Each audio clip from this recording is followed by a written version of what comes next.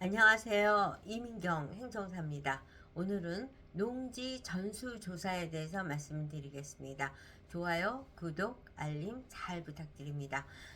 제가 이제 블로그를 이렇게 해서 운영을 하다 보면은 그 방문자 통계 수치를 보면서 요새 가장 관심이 많은 핫 아이템이 뭔가라고 보면은 요새 농지 전수조사에 따른 이제 대응 전략에 대한 거에 가장 많은 관심을 갖고 계시구나 이런 생각이 듭니다.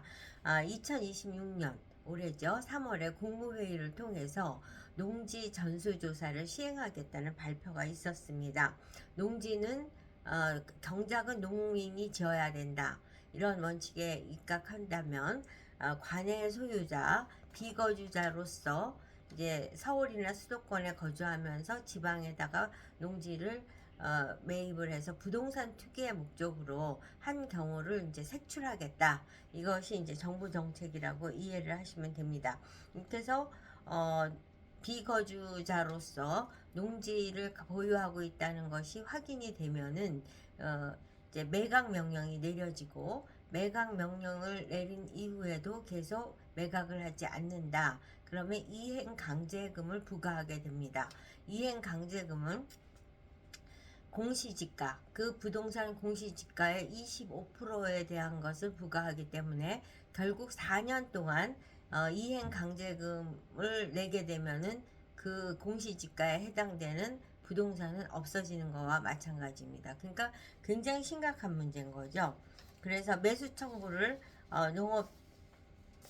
매수 청구를 할 수도 있긴 하지만 농어촌 공사에다 할 수도 있긴 하겠지만 그 가격을 공시지가가 아니라 개별 공시지가로 하기 때문에 거의 뭐 가격이 기대에 훨씬 못 미치는 액수가 되기 때문에 가장 최선의 방법은 지금 이 시점이라도 농업 경영체 등록을 해서 작용을 하고 있다라는 것을 입증을 하는 것이 가장 중요하다고 생각합니다. 이와 같이 말씀을 드릴 수 있는 것은 지금 아직 골든타임이 남아 있습니다. 2026년 3월 국무회의를 통해서 발표가 됐고 말을 하면 바로 할 수 있는 것이 아닙니다. 시행을 하기 위해서 인력이 한 5천여 명이 필요하고 많은 예산이 필요하기 때문에 이제 4월 달에 추경 예산에 반영을 해서 국회에서 추경 예산이 통과가 됐다. 그러면 이제 그 돈을 갖고 항공사진도 찍고 이렇게 해서 전수조사를 하는 것이 이제 5월, 6월 이렇게 되고 실제적으로 현장 실사를 해서 처벌 대상자를 확인하는 거는 7, 8월이 돼야 이제 현장 실사를 한다라는 이제 타임 스케줄이 나와 있는 상태입니다. 이 기준으로 하자면은 지금 한두 달의 골든타임이 남아있죠.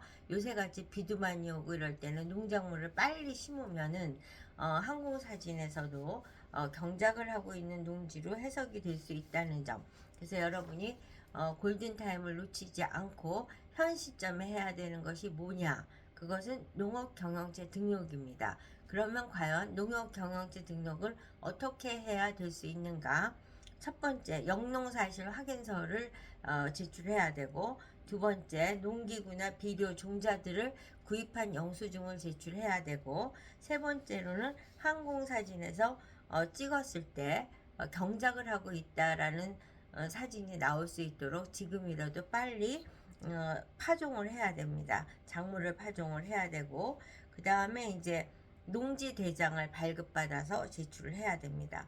그러면 이제 하나하나 말씀을 드리면 영농사실 확인서는 농지가 있는 해당 주소지의 이장님이나 농민 2명 이상이 이 사람은 농사를 짓는 것이 맞습니다. 하라는 이제 그 사람의 개인정보와 서명이 기재된 문서를 제출을 해야 되고, 두 번째 농기구 비료 종자 이런 영수증은 반드시 농지 소유자가 발급받은 영수증이어야 되고, 농사를 진다면 벼농사를 하면 벼농사에 맞게, 밭농사면 밭농사에 맞는 농기구나 비료 종자에 대한 영수증을 제출해야 됩니다. 그리고 이제 인공위성 그러니까 항공사진에서 농사를 짓고 있다는 것이 입증이 될 수 있도록 하루라도 빨리 파종을 해서 녹색이 푸르르게 드러난다면 이제 작용을 하고 있는 농지라고 해석이 될 수 있다는 점. 근데 이제 농지 대장에서도 이제 문제가 있습니다. 제가 이제 상담을 하신 케이스는 이 농지는 부인의 소유고, 그런데 부인은 직장을 다니고 있었습니다. 그런데 이제 다행히 최근에 남편은 은퇴를 해서 직업이 없는 상태죠.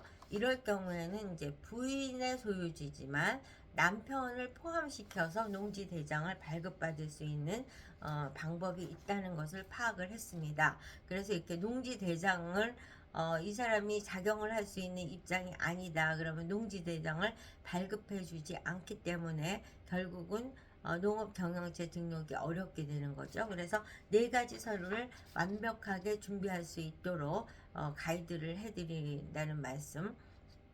그러니까 본인들이 이제 뭐 말로 되는 게 아니라 이민경 행정사가 말씀드리는 대로 적극적으로 그 문제를 대응해서 해결하려는 노력을 한다.